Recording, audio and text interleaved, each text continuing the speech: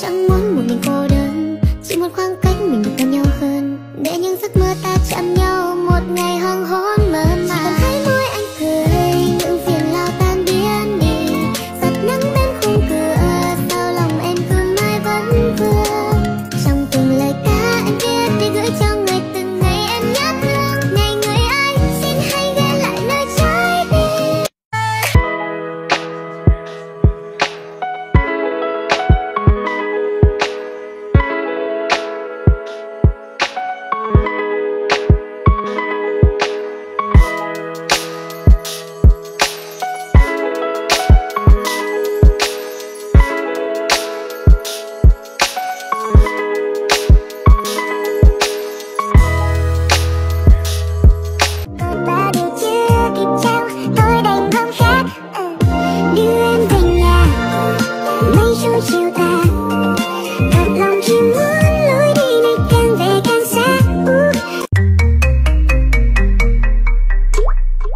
Làm sao giải mã được đầy tình yêu,